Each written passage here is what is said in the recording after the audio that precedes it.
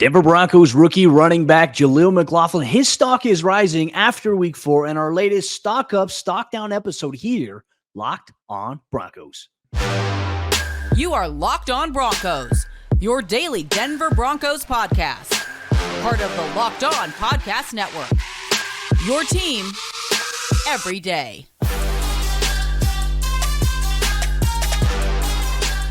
After week 4 of NFL action, which Denver Broncos stock is rising? Whose stock is falling? We're going to get all that on today's brand new episode, Locked on Broncos, your daily Denver Broncos podcast, part of the Locked on Podcast Network, your team every day. Thank you so much to everybody in Broncos Country for tuning in, making us your first listen of the day every single day. You can get this podcast for free on YouTube or wherever you get your podcasts. So do us a favor, hit that subscribe or that follow button down below so you never miss out on a day's worth of Broncos news, content coverage, analysis, and more every single day all year long. Doesn't matter if the team's doing good. Doesn't matter if the team's doing bad.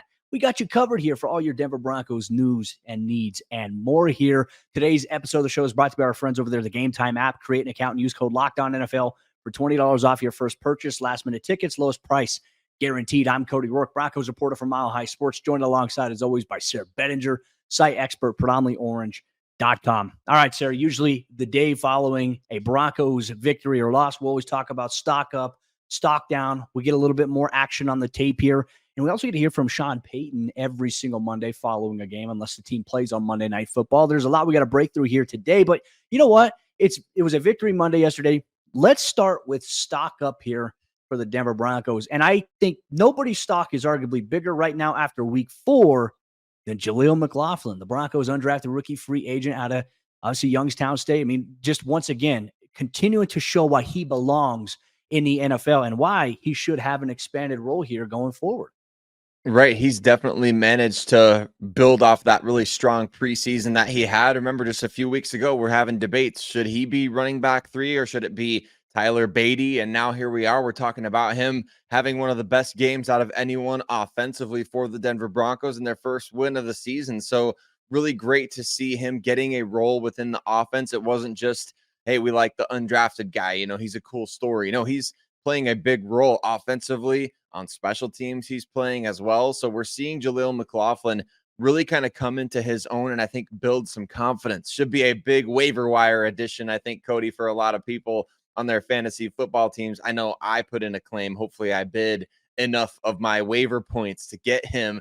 I should have already had him. I should have known this was coming, right? But no, I'm excited to see what he's done. Definitely a big stock up for Jaleel McLaughlin. You see 10 plus yards per carry and yards per touch. Honestly, on the whole day, he had 10 total touches, 104 yards total from scrimmage in this game. So I think there's untapped potential there. Not to say he's going to do 10 yards per touch every single game, but man, I think there's more that he can do, and he definitely deserves to be leading off our stock up segment.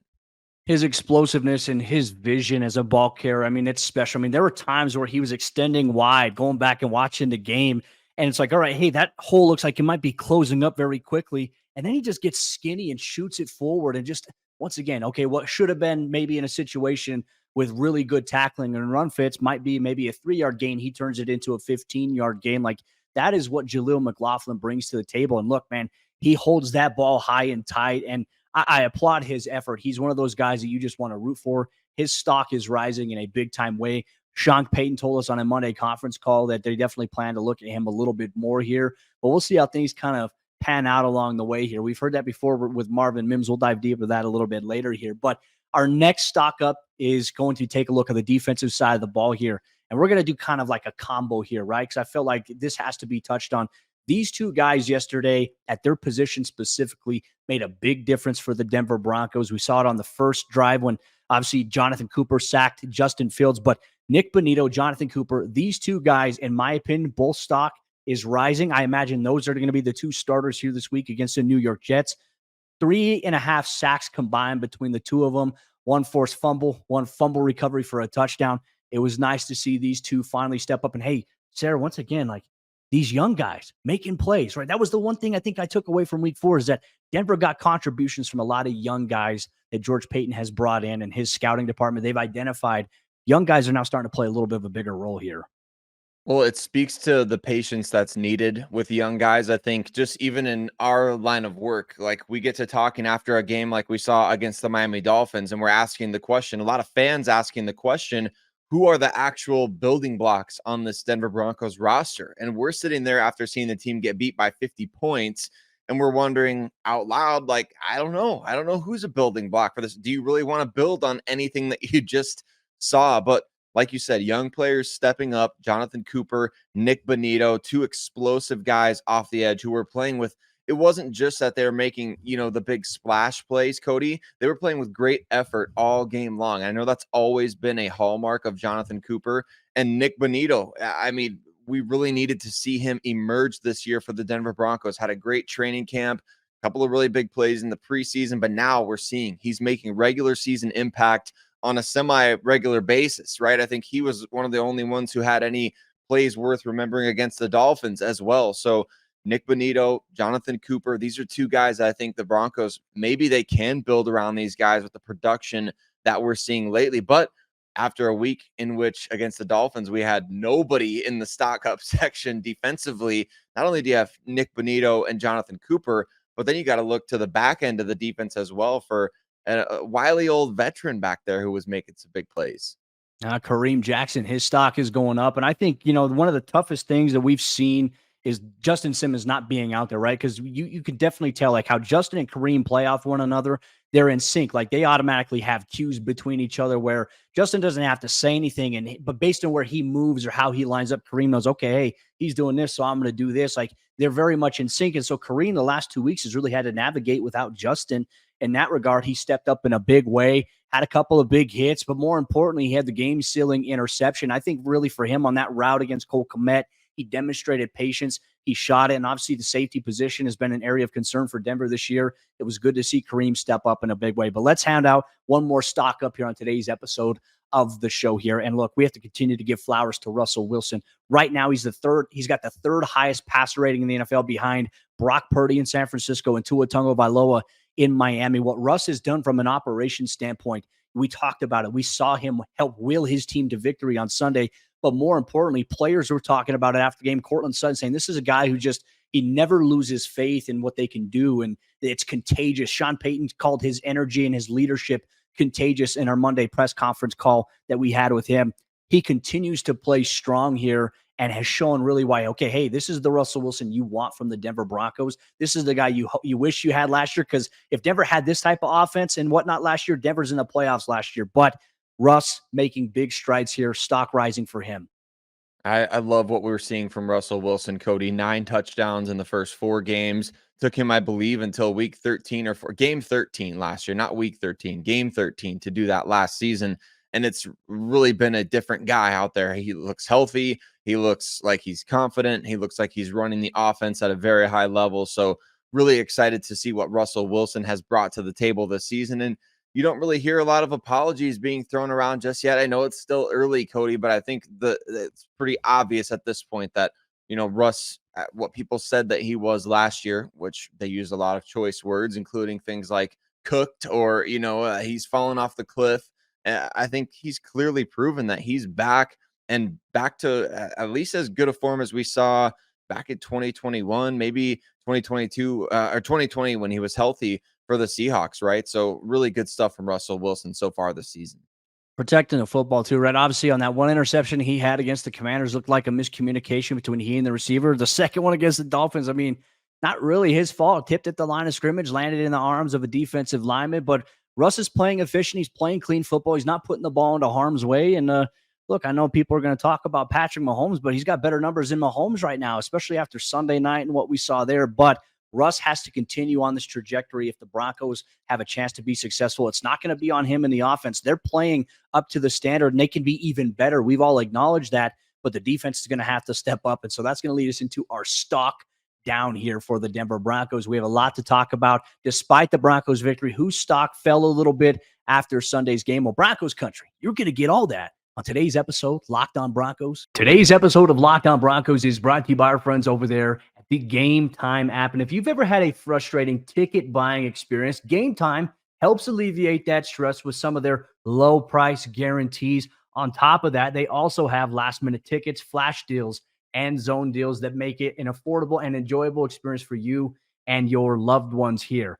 Gametime is the only ticketing app that gives you complete peace of mind with your purchase. See the view from your seat before you buy so you know exactly what to expect when you arrive. When you attend this Sunday's game between the Broncos and the New York Jets at Empower Field at Mile High, you want to see exactly what your vantage point is going to be for all the action. Gametime gives you that experience inside of their app. They have all-in prices that show your total upfront, so you know that you're getting a great deal without any hidden fees. Buy tickets in seconds with just 2 taps. Take the guesswork out of buying tickets with Gametime. Download the Gametime app, create an account, and use code LOCKEDONNFL for $20 off your first purchase. Terms apply. Again, create an account and redeem code LOCKEDONNFL for $20 off. Download Gametime today. Last-minute tickets, lowest price guaranteed.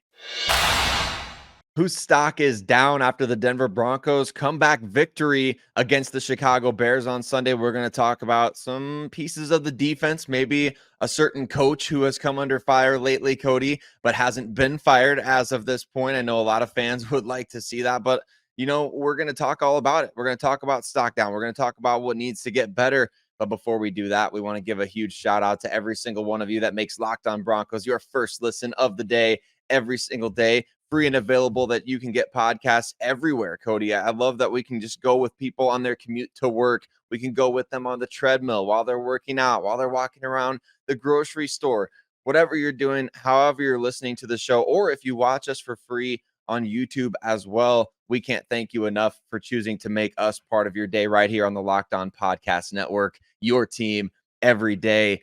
Cody, I think it's unfortunate we're starting yet another stock down segment with a couple of defensive items on the agenda here. I think we got to start by talking about the interior defensive line.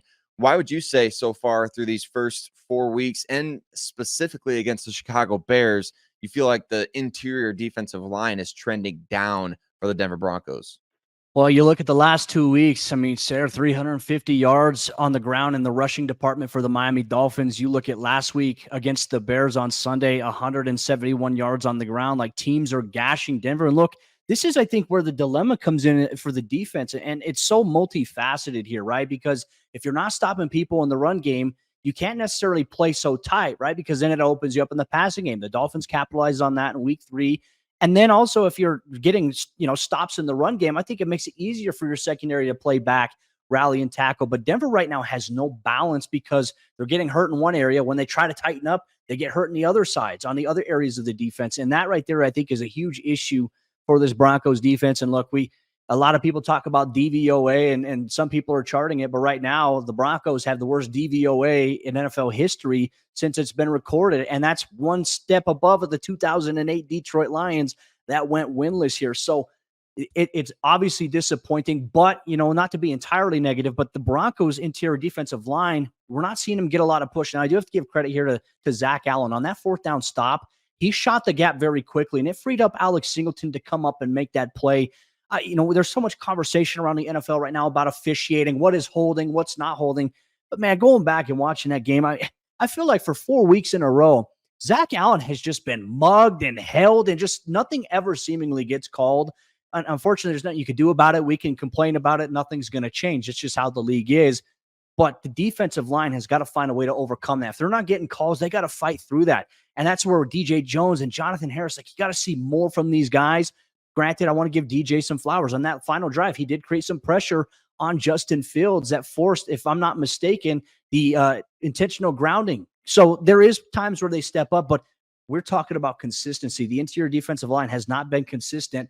And obviously in the last 2 weeks with the run game output, it's a very, very concerning trend that has to get fixed. That's why the interior D line, the stock is down a little bit.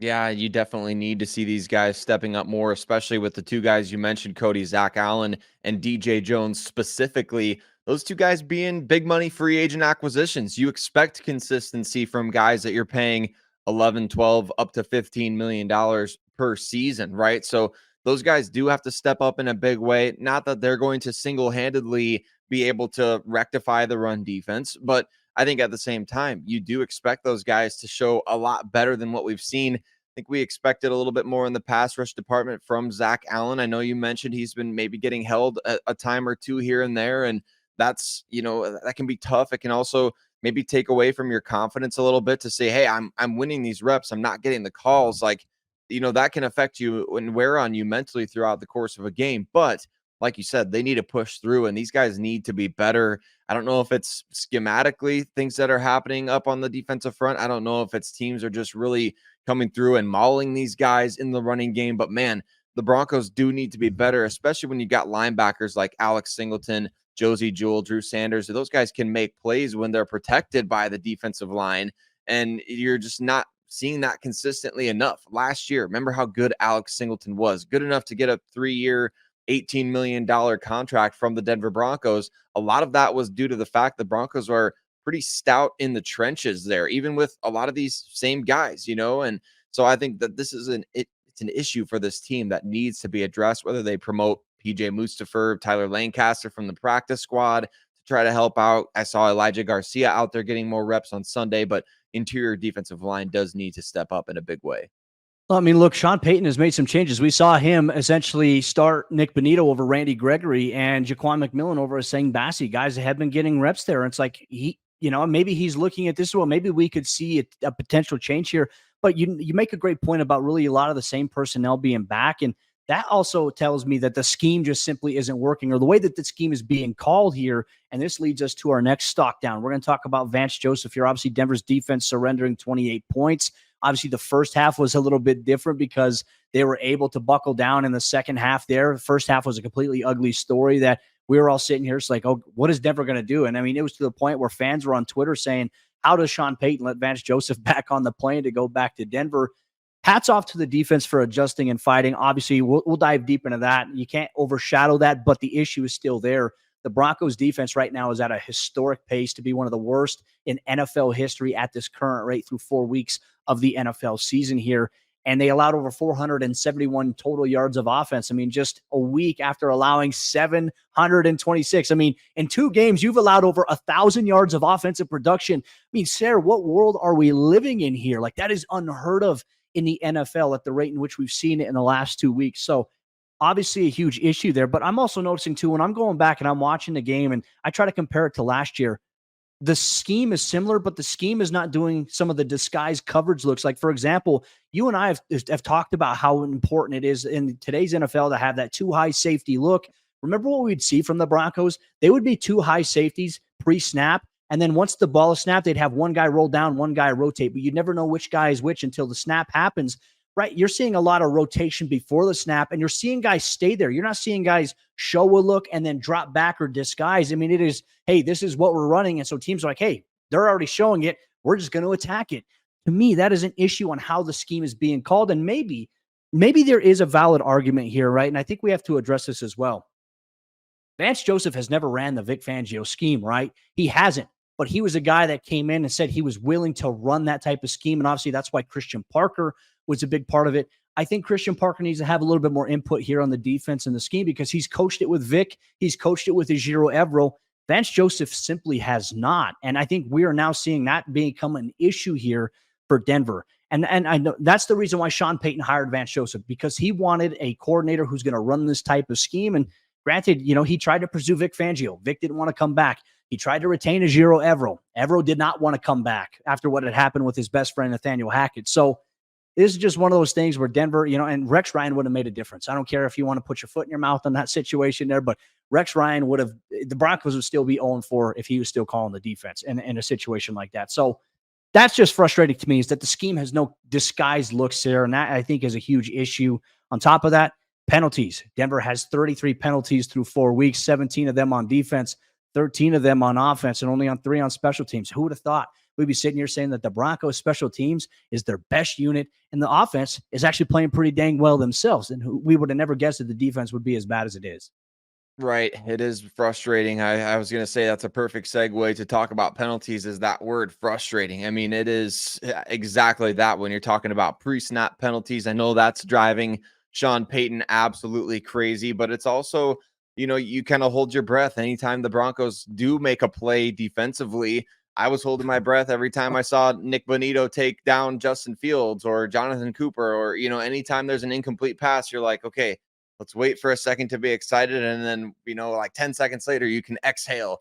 That's kind of how it feels right now for this team. Is just, not only are they playing poorly, they're playing a bit sloppy on defense. And then offensively, I guess Sean Payton's talking about the fact that it may be, streamlining the cadence in terms of figuring out these false start penalties. Because at some point, yeah, maybe that is the issue. Like, if your offensive linemen are consistently not going at the time they're supposed to, maybe that is an issue that the quarterback has to help fix. But whatever the case may be, it is just absolutely brutal to see these penalties either killing drives or killing third down stops, or, just any of those types of things. You finally make a play and then it's spoiled by the yellow hitting the ground, right? And you can only hope at this point that it's not going against the Broncos. And thankfully, against the Bears, they were out penaltied. Is that even a thing, Cody? The Bears had 10 penalties, the Broncos had 7. So fortunately, they're playing against some teams that are also committing a lot of penalties, and it's kind of helping them stay in these games, right? So at least 3 of them, not the Dolphins game, but I think penalties are something that needs to get shored up immediately, especially when we're talking about pre-snap penalties. This offense is going to have to carry the Denver Broncos going forward. I mean, that's just the reality of where things are at until we see these guys that are supposed to come back defensively and see what that looks like with all of them back out there on the field, like Justin Simmons, PJ Locke, Frank Clark, Baron Browning, K'Wan Williams. Until we see what the defense looks like with those guys back out there, the offense needs to carry this team, and they cannot be sloppy pre-snap. Well, Broncos Country, we want to know from you, what are your thoughts? Who are your players whose stock is rising, whose stock has dropped a little bit? If you're watching on YouTube, make sure you put it in the comment section. Make sure you interact with the show here, Locked on Broncos here. But Broncos Country, we heard from head coach Sean Payton on Monday on a conference call following the aftermath of week 4 around the NFL. He shared his thoughts, gave us some game balls and some insight onto the week. You're going to get all that and much more on today's episode, Locked on Broncos. Today's episode of Locked on Broncos is brought to you by our friends over there at FanDuel Sportsbook, and there's no better place to get in on all the action surrounding the NFL season as we approach week 5 than FanDuel Sportsbook, America's #1 sportsbook. And right now, new customers get $200 in bonus bets guaranteed when you place a $5 bet. So when you create an account today, you can place a $5 bet. You'll get $200 back in bonus bets, whether you win or whether you lose. And if you've been thinking about joining FanDuel, there's no better time to get in on the action than right now. The app is easy to use and navigate, and there's a wide range of betting options, including spreads, player props, over-unders, and more. This weekend's game between the Denver Broncos and New York Jets at Empire Field at Mile High, the Broncos are 2.5-point home favorites, and the over-under on that is set at 42.5. We might see that one hit the over this weekend here. So visit FanDuel.com/lockedon and kick off the NFL season. FanDuel, the official partner of the NFL. As we jump into the fourth quarter action on today's episode of the show, real quick, just want to say thank you so much to everybody in Broncos Country for tuning in and making us your first listen of the day. Every single day, you can get this podcast for free on YouTube or wherever you get your podcast. Thanks for taking time out of your day to rock with us. It means the world to us, Broncos Country. We appreciate you, whether the team is doing really good, whether they're doing really bad. We appreciate all the conversation and the discourse that we get here with all of you avid listeners in Broncos Country. Broncos head coach Sean Payton met with us on a conference call on Monday morning, and he addressed several things and obviously set the tone for the week because obviously he acknowledged that week 5 against the New York Jets, that this is a tough team, and he talked about their situation, what they've gone through a little bit this year, and more importantly, he even talked about some game balls here. This is the thing, though, right? Because he was asked about game balls, Sayre, and he said, look, I'm not going to do this every week. I'm not going to tell you guys who got the game balls, but he told us who got the game balls this week. On offense, Jaleel McLaughlin got the game ball for the Denver Broncos. Defense, it was the guys that we had on pretty much our stock up, stock down guys, Nik Bonitto and Jonathon Cooper. And then special teams, Will Lutz with his 51-yard clutch game-winning field goal that gave Denver the lead and the eventual victory here in this game. But, I mean, Sayre, it is a big week here this week. I don't know how you felt after watching Sunday Night Football. The Chiefs got off to a little bit of a really good start against the Jets, but then Zach Wilson and that team, they fought back, and we saw a little bit of a different confidence in Zach Wilson, and they got playmakers at the receiver position now, so you have a little bit of a strong run game there, and that defense in New York is pretty dang tough, so it's going to be a tough week this week here, and I think Sean Payton acknowledges that. Yeah, it is going to be tough, and it'll always be, right? I mean, it always feels like these teams are going to give their best against the Broncos, or they're going to get their best player back from injury against the Broncos, things like that. So I think we can expect no easy roads out or easy roads to getting back on track at this point for the Denver Broncos, especially with what we saw from the Jets. And I think a lot of it has to do with the fact that teams do get up to play Kansas City at this point, right? I mean, I think that's a big thing. Kansas City's got a big target on their back, not because they're universally hated or anything, but I think because teams wear that as a badge of honor. If you could beat the best team in the league, that's huge for your locker room. It's huge for your confidence that they get up to play these guys. But the couple of weeks prior, we did see that Jets offense really, really struggling. So I don't know whether to make of it that, hey, they're taking great strides, or Zach Wilson specifically is taking great strides, or he got up for this big game and he just started to play better. I don't know. I don't know exactly what it's going to be. All I know is that I hope the Denver Broncos bring a ton of pressure at him and try their best to make him make quick decisions with the ball, because I think that's where you can get him into a little bit of a frenzy at the quarterback position, is really making sure that he has to make tough decisions. But I love the guys who got game balls, and we need to see those guys really. Will Lutz getting a game ball, Cody. Very interesting. I know Brandon McManus has missed a couple kicks for the Jaguars. Not that we're keeping tabs on every single kick he makes, but certainly it's a good thing for the Broncos that Will Lutz has been kind of nails since week 1. 51 yards on the road is always a tough feat, especially at Windy Soldier Field in Chicago. But, some other things, too, we're going to talk about, Sayre.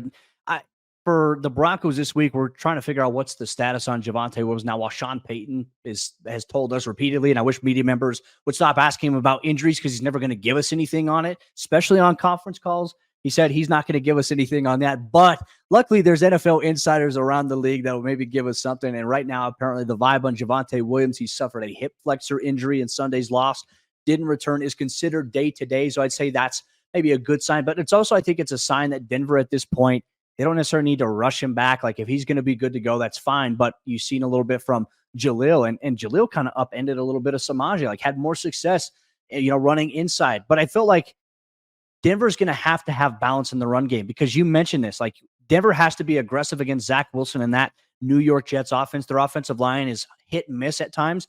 But more importantly, like, we already know that the New York Jets are going to be super aggressive against Denver's defense. When we talk about stunts, sending overload looks, they did that against the Chiefs. They're going to do that against Russell Wilson and the Denver Broncos. So Denver just can't be in a position where they're just sitting back playing passive or conservative on defense. They're going to have to find a way to be aggressive but contained.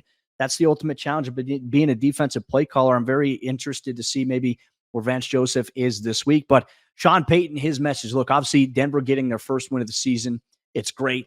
But Sean Payton is very realistic about things, saying we cannot play like this against good teams, better teams. And he said, no disrespect to the Chicago Bears, but we're playing some really good teams coming up. We play like this, it's not going to go well. And he reminded players on that in the team meeting. One thing he said was, let's not finish watching this tape, the Bears game, and feel content at all with how we played.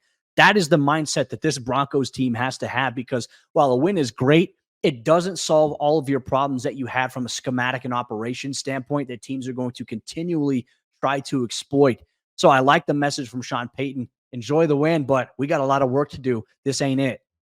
They do, Cody, and they have 2 games, in a matter of 4 days, right between the Jets and the Chiefs, the teams that we just saw on Sunday Night Football. So it's a tall order to get back to 3-3. You got to play against, not only do the Chiefs have one of the best offenses in the NFL, but both of these teams, Jets and Kansas City, have really tough defenses right now that have looked good all year. So this is for the Broncos. You want to get back to 500. You want to get to 3-3. You can do that in a matter of 11 total days time, right? Beating the Bears on October 1. And then by the time you play against the Kansas City Chiefs, you could have ripped off 3 straight wins, get that win against the Kansas City Chiefs, and get 10 days off there before your next game. But in order to do that, you can't, exactly what Sean Payton told his guys, you cannot look at that game against Chicago and say, all right, things are going much better now. We got the win. That's all that matters.